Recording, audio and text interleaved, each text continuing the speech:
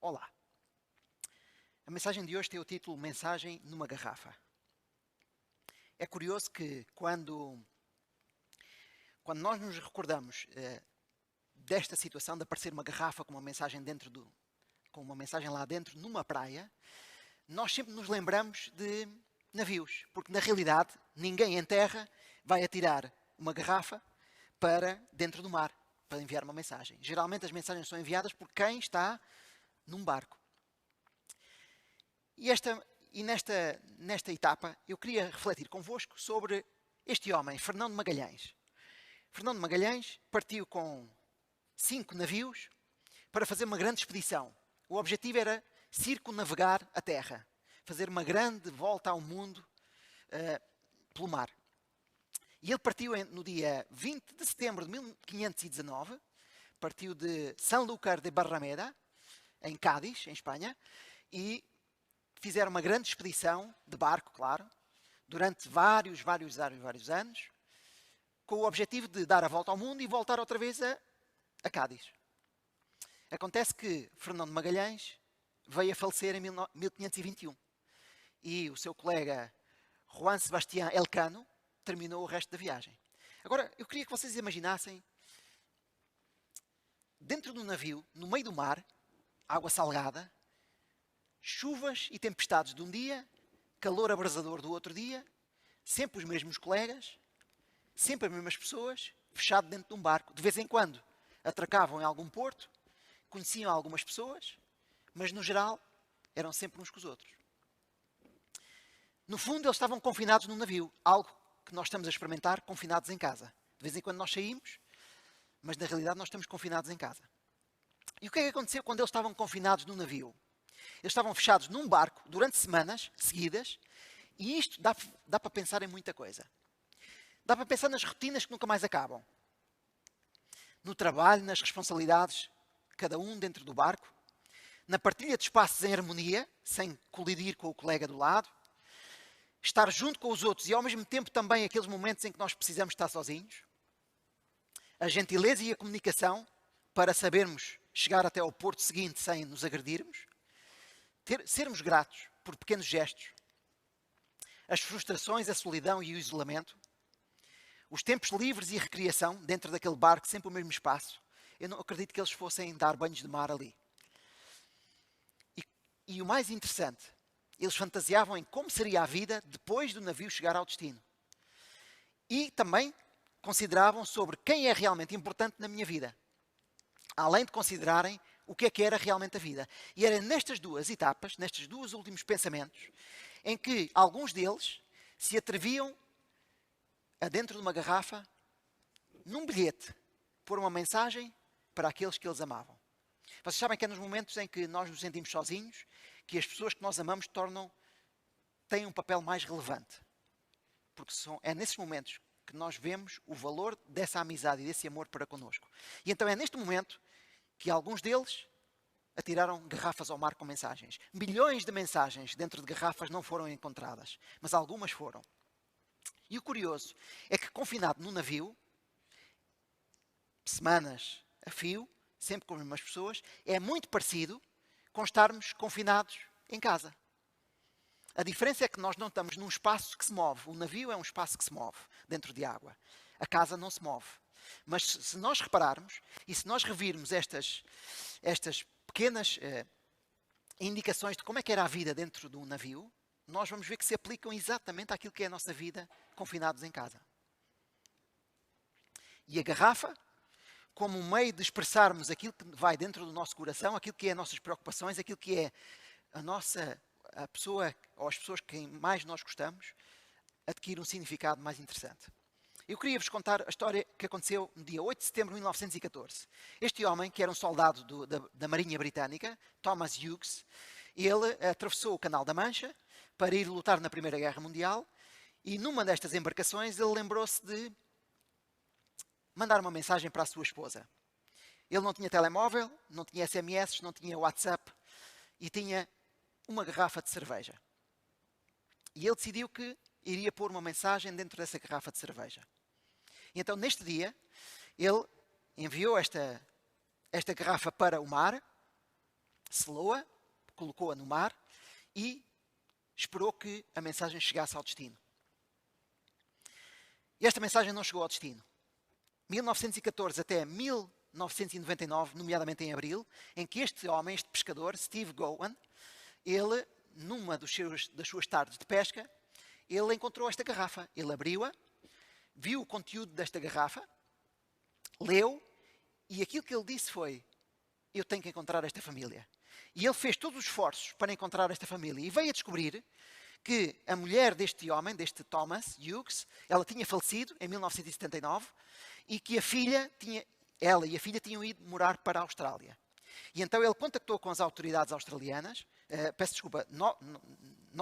da Nova Zelândia, e conseguiu chegar à filha deste homem, a Emily Hughes Crowhurst. E então, em 17 de maio de 1999, apoiado pelo governo da Nova Zelândia, esta senhora com 87 anos viajou para a Inglaterra, onde ela descobriu que o seu pai tinha enviado uma mensagem à sua mãe, que a sua mãe nunca tinha recebido. E ela recebeu a mensagem do pai. E esta mensagem, que era uma mensagem típica do exército, que era enviada pelos correios do exército, foi lida para esta neta.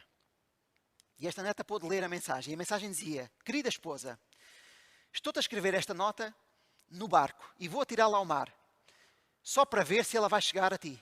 Se chegar, por favor, assina um envelope no cantinho, cá no canto, onde diz recebido, e põe a data e a hora de recepção. E põe o teu nome e assina. E guarda isto bem. Um abraço para o presente. O teu maridinho querido. E assim se ele despediu. Esta mensagem, que era para a mãe desta Emily, e ela nunca recebeu, mas a filha recebeu.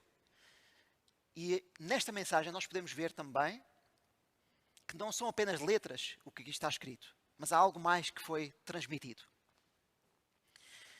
Há outro invólucro onde podem ser armazenadas as mensagens. Não é apenas numa garrafa. E eu queria refletir convosco um episódio que nós encontramos, que é de uma família.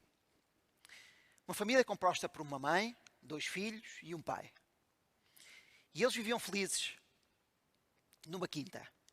Nessa quinta, cada um deles trabalhava com as suas responsabilidades. Mas havia um dos filhos que estava aborrecido com as responsabilidades que tinham sido atribuídas. E ele considerava, já há muito tempo, ele considerava que não é justo eu viver esta vida aborrecida, sempre a fazer as mesmas coisas, sempre a fazer aquilo que o meu pai quer, a ajudá-lo. É verdade que algumas coisas eu faço como eu gosto, mas a maioria das coisas eu faço como o meu pai quer. E eu estou cansado disto. E ele decidiu que iria arriscar-se e pedir ao pai uma parte da fortuna do pai. E assim ele fez. Ele pediu ao pai que dividisse com ele a herança, a parte dele da herança. E o pai tentou demovê-lo, tentou racionalizar e raciocinar com ele, mas não conseguiu demovê-lo. E o pai, de uma forma ousada e arriscada, decidiu que iria dar-lhe 1/3 da sua fortuna. E assim aconteceu. Este rapaz ficou super feliz. Iria finalmente ter a liberdade com que ele sempre ansiou. Iria fazer aquilo que ele quisesse, acordar às horas que ele quisesse, deitar às horas que ele quisesse, ver as séries no Netflix que ele quisesse, sair com os amigos quando ele quisesse, voltar à tarde de madrugada. E ele disse: agora sim eu vou ser feliz. Porque no fundo, as escolhas todas que nós fazemos resumem-se a nós queremos ser felizes. E este jovem partiu. O filho mais velho ficou um bocado aborrecido por o pai ter distribuído prematuramente a parte da fortuna. Mas o filho mais novo estava radiante pela liberdade que ele iria realmente conquistar. O pai estava com o coração partido, mas sabia que era preciso este jovem fazer uma expedição, circunnavegar o mundo, para descobrir quem ele era realmente. E este jovem partiu com muita expectativa. Fez uma longa viagem, uma longa caminhada. Guardava com ele e junto do seu peito o saco com o dinheiro que tinha a fortuna que o pai lhe tinha dado. Ele nem se preocupou se o pai ficava bem, se ficava mal, nem se preocupou se o pai iria ficar com muito dinheiro ou com pouco. Isso não interessava. Ele só fantasiava em chegar ao seu destino. E à medida que ele caminhava e se ia aproximando daquilo que ele considerava ser o destino do seu caminho da felicidade, ele cada vez tinha mais expectativa. Até que ele encontrou uma cidade diferente daquela que ele estava habituado a viver. Ele vivia numa quinta, com algumas construções, uma quinta baixa, podemos dizer que teriam no máximo o primeiro andar. E ele encontrou construções com primeiro andar, com segundo andar, construções de pedra, construções com estátuas, construções, uma cidade organizada. Encontrou as pessoas na rua a fervilharem de um lado para o outro. E ele disse, isto vai ser a cidade onde eu vou ser feliz. E ele começou a interagir com as pessoas. Fez alguns amigos, encontrou colegas para o acompanharem nos momentos de diversão. Ele ganhou um hobby que ao mesmo tempo era, no princípio era um hobby, era uma diversão, ele poder ver as corridas de cavalos. Mas à medida que ele ia passando o tempo, ele começou a apostar dinheiro e começou a ficar cada vez mais viciado naquelas corridas. E ele achava que um dia, agora, sim, depois de eu apostar, todo este dinheiro eu vou ganhar e vou duplicar o meu capital. E assim foi passando o tempo. Ele era muito fã das corridas de cavalos. E ele, todos os sábados à tarde e todos os domingos à tarde, ele assistia e apostava nestas corridas.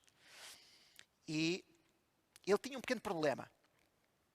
Que ele não tinha tirado o curso de contabilidade. E houve um momento em que ele pôs a mão dentro do saco, depois de se divertir muito e de gastar muito com mulheres, houve um momento que ele pôs a mão dentro do saco e viu que havia um bocadinho menos, mas disse, ainda há bastante. E ele continuou nessa onda de diversão. Depois de ele se ter encontrado com várias mulheres, ele achou que talvez fosse melhor procurar uma companheira para a vida.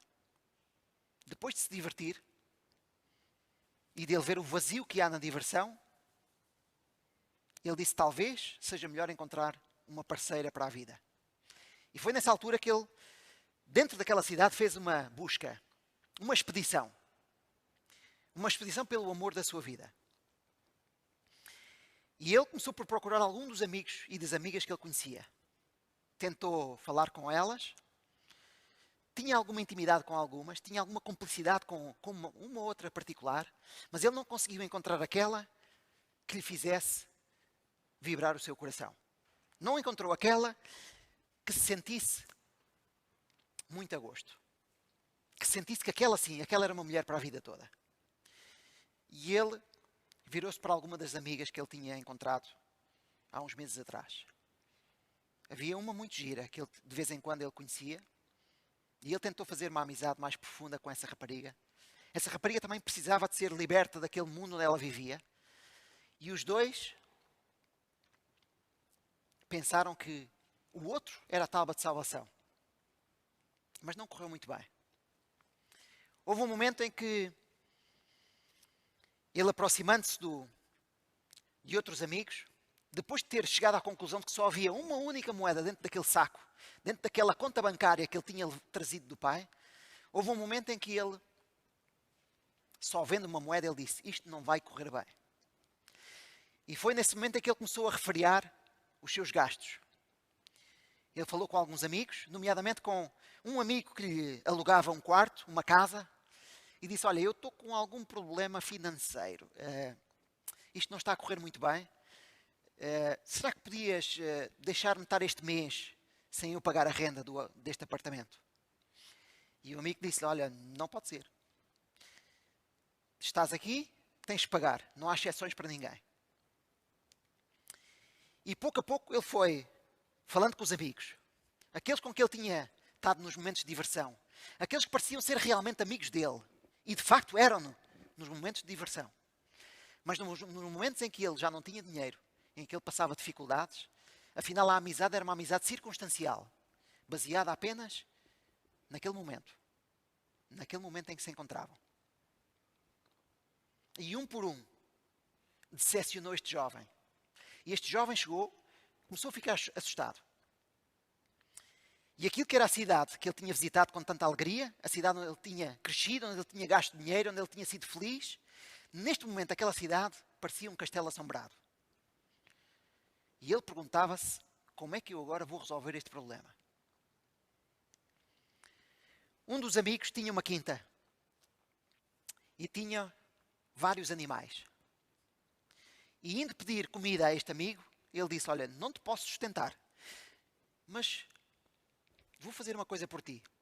Tu vais cuidar dos porcos e eu vou-te dar comida para tu viveres tranquilamente. Tu cuidas dos porcos e eu dou-te comida. E assim foi o trato com este jovem.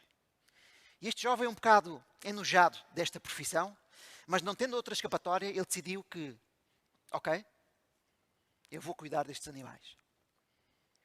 E ele cuidava dos animais, estava semi-deprimido. O relacionamento que tinha com este amigo não era muito de amizade, era mais de patrão-empregado, patrão-escravo. Ele não se sentia muito bem.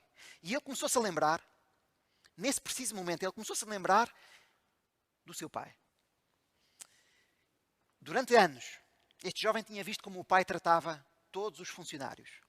Durante anos ele tinha visto como o pai lidava com cada um deles. Durante anos ele tinha visto o carinho, a alegria e o respeito que este pai tinha por todos os funcionários.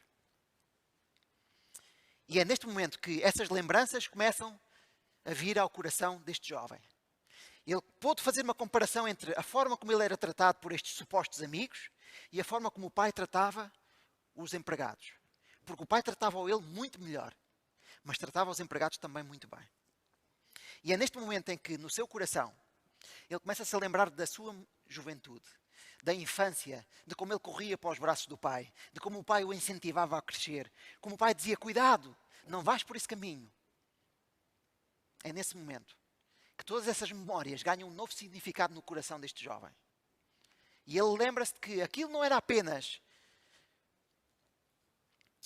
um pai, mas era verdadeiramente um amigo, aquilo que ele tinha desejado encontrar nesta cidade. E no seu coração levanta-se a vontade enorme de ir ter com o pai. Mas ele tinha vergonha. Ele agora tinha noção que ele tinha roubado ao pai 1/3 da sua fortuna. E a vergonha era enorme no seu coração. E ele não sabia como resolver este problema.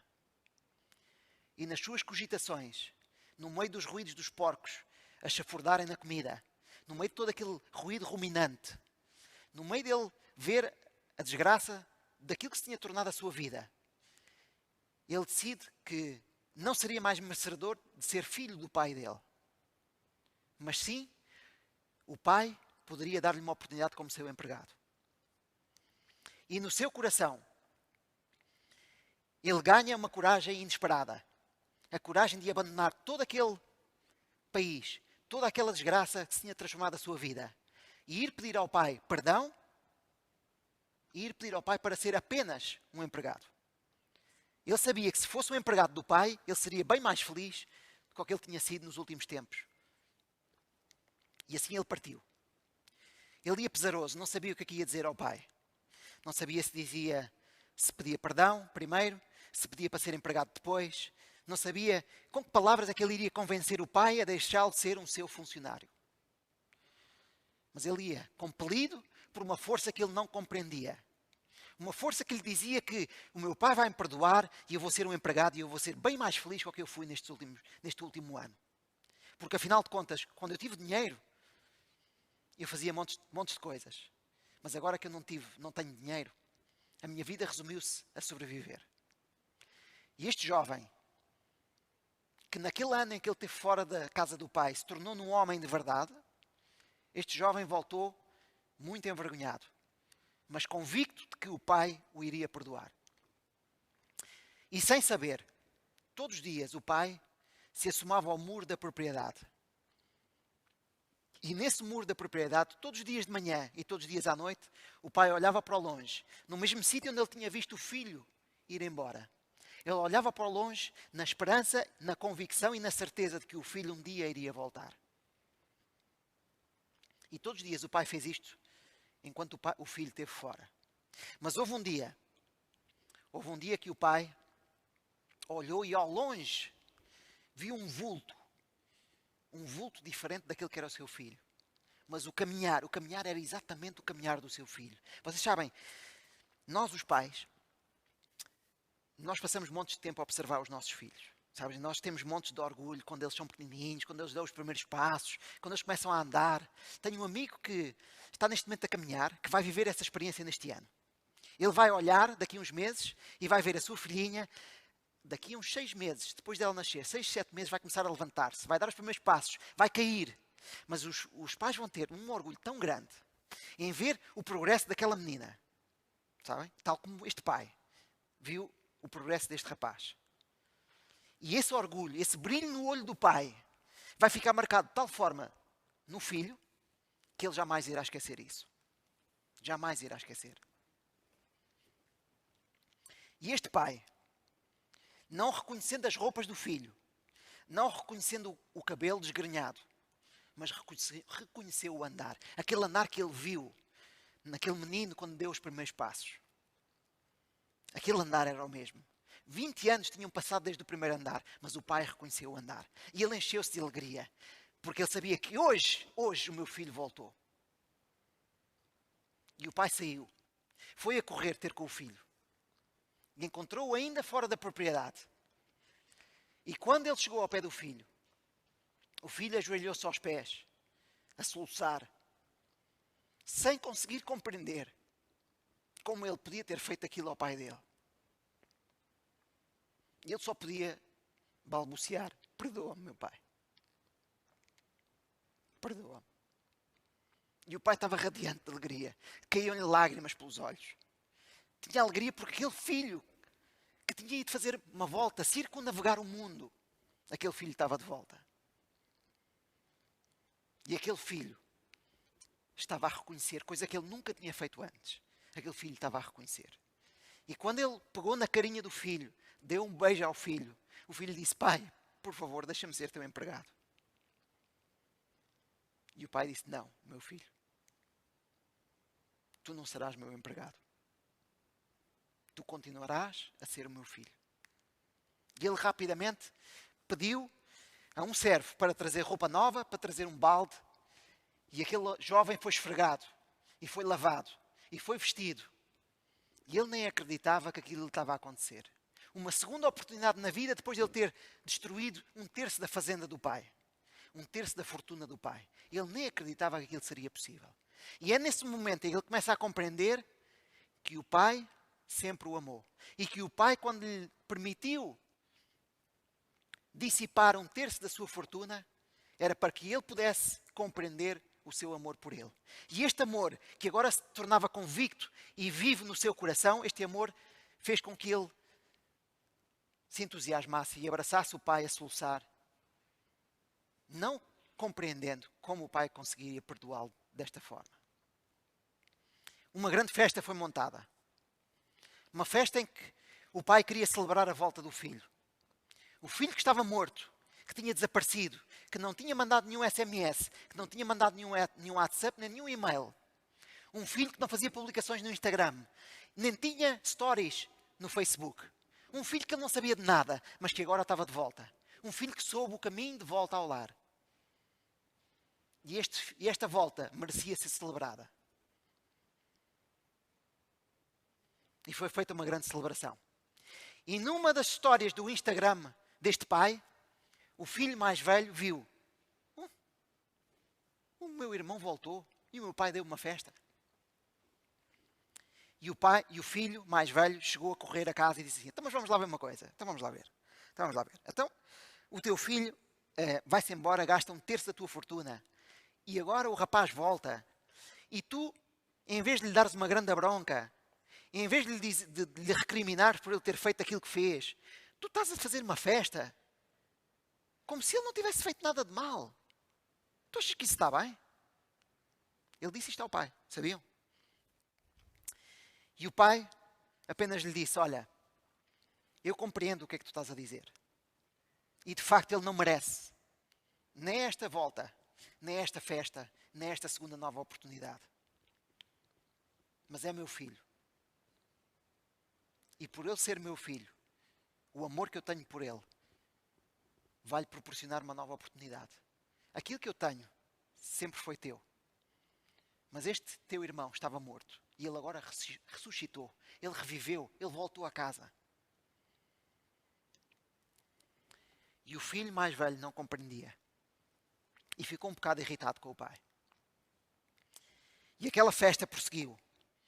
E aquele jovem que tinha destruído 1/3 da fazenda do pai nesta segunda nova oportunidade, ele reconheceu o amor que o pai tinha por ele. E ele respondeu a esse amor. Foi um filho obediente, zeloso dos interesses do pai. Foi um filho que se esforçou para retribuir ao pai todo o amor que o pai lhe tinha dado. Vocês sabem, esta história que nós acabamos de ler, de recapitular, que é a história do filho pródigo que nós encontramos na Bíblia, é uma história de uma mensagem numa garrafa. O pai não entregou nenhuma garrafa ao filho. No entanto, o filho em si era a garrafa desta mensagem. Quando o filho partiu para aquela expedição no fim do mundo, dentro de si próprio, ele levou a mensagem do pai. A mensagem do pai foi toda uma vida de carinho, de zelar por ele e de o ajudar. Mesmo que ele não tivesse reconhecido, mas essa mensagem estava lá. Essa mensagem estava semeada no coração do filho, apesar de estar abafada por uma série de interesses egoístas do filho. E o filho, quando ele pôde, finalmente, compreender o conteúdo dessa mensagem, quando ele abriu finalmente a garrafa e viu que lá dentro havia uma mensagem do pai, ele atreveu-se a ir ter com o pai. E a questão que eu coloco é, será que o pai amava o filho? Sempre amou. Mesmo quando lhe entregou um terço da fortuna para ele dissipar e destruir. Será que o filho percebeu o amor do pai? Não. Quando o filho vivia com o pai, o filho não percebia a dimensão, a profundidade, a largura e o comprimento do amor do pai. Apenas achava que ele era um velho resingão às vezes. E quando é que o filho percebeu que o pai afinal o amava verdadeiramente? Foi quando ele começou a comparar a forma como o pai o tratava e a forma como os outros o tratavam. Sabem que a mudança da nossa vida inicia-se quando nós nos damos conta do amor. É nessa altura que a mudança se inicia. Ellen White, no livro Parábolas de Jesus, tem um trecho muito interessante sobre o filho pródigo que diz o seguinte: o amor de Deus anela sempre aquele que dele se afastou e põe em operação influências para fazê-lo tornar à casa paterna. O filho pródigo, em sua miséria, voltou a si. O poder ilusório de Satanás sobre ele exercia foi quebrado. Viu que o sofrimento era consequência da sua própria loucura e disse: quantos trabalhadores do meu pai têm abundância de pão e eu aqui pareço de fome? Levantar-me-ei e irei ter com o meu pai. Miserável como era, o pródigo achou esperança na convicção do amor do pai. Era aquele amor que o estava impelindo para o lar. Assim, a certeza do amor de Deus é que move o pecador a voltar para ele. A benignidade de Deus te leva ao arrependimento. Uma cadeia dourada, a graça e compaixão do amor divino, é atada ao redor de toda a pessoa em perigo. O pródigo achou esperança na convicção do amor do pai. Era aquele amor que o estava impelindo para o lar.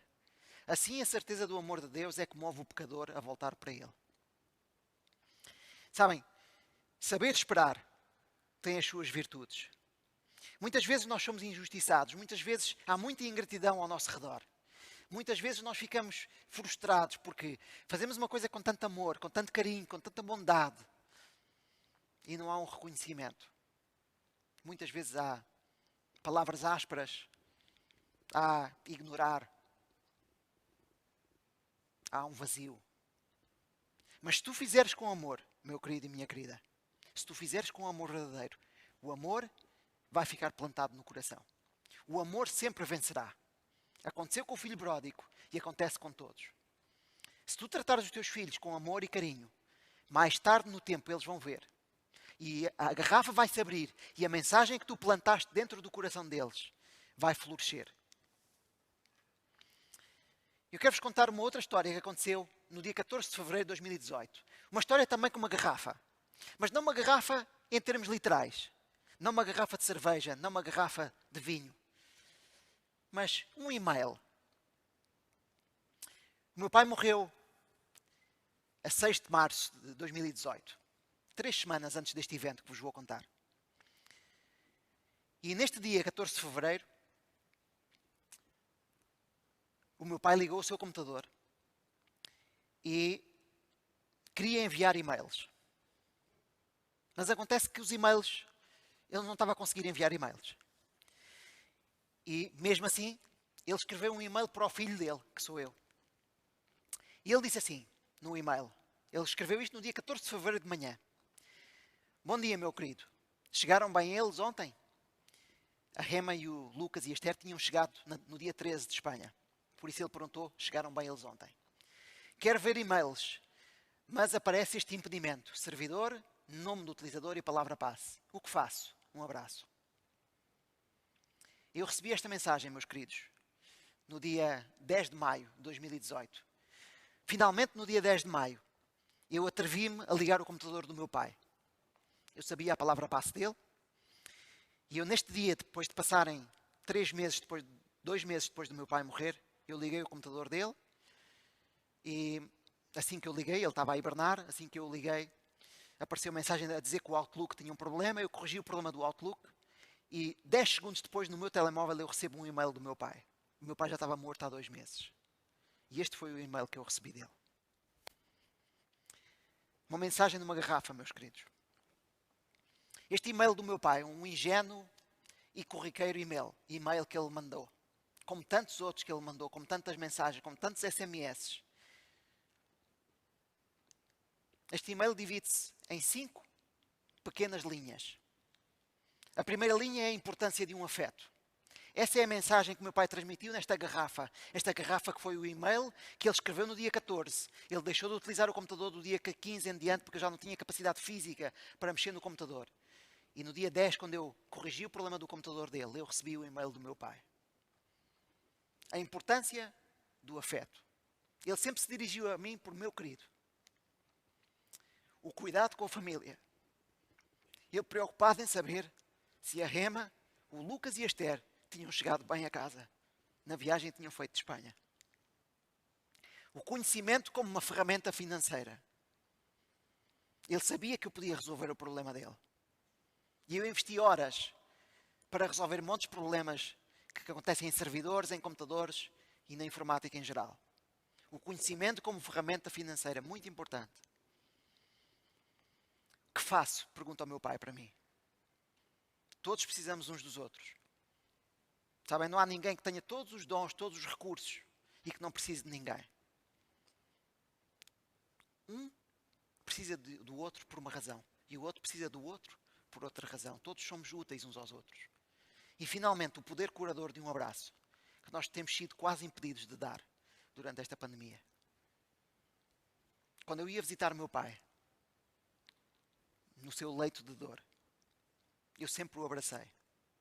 Sempre toquei na pele dele. E nós podemos transmitir, não só pelo olhar, mas pelo poder do abraço, quanto nós gostávamos um do outro. Um simples e-mail que o meu pai mandou, que não foi enviado. O meu pai morreu 3 semanas depois. 2 meses passaram. E eu recebi o e-mail do meu pai. Por isso eu pergunto-te hoje, meu querido, quantas mensagens numa garrafa tu já recebestes? Compreendeste o significado dessas mensagens? Enquanto tentamos ensinar aos nossos filhos tudo sobre a vida, os nossos filhos ensinam-nos o que é realmente a vida.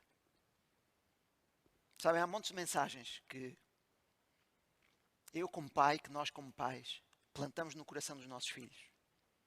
Eles podem não compreender agora, mas eu garanto-vos, meus queridos, eles vão compreender. Por isso, todo o investimento em tratarmos bem os nossos filhos, todo o investimento em suprirmos as necessidades deles, todo o investimento em sabermos esperar, vai valer a pena. Que Deus te abençoe e que Deus nos abençoe a que possamos voltar a amar-nos como deveríamos amar-nos. Que possamos voltar a convivermos bem como é o ideal nós convivermos. E que, acima de tudo, nós possamos compreender as mensagens numa garrafa que aparecem nas nossas vidas, mas que muitas vezes, por diversas circunstâncias, nós nem reparamos que elas estão a acontecer. Que Deus te abençoe. Amém.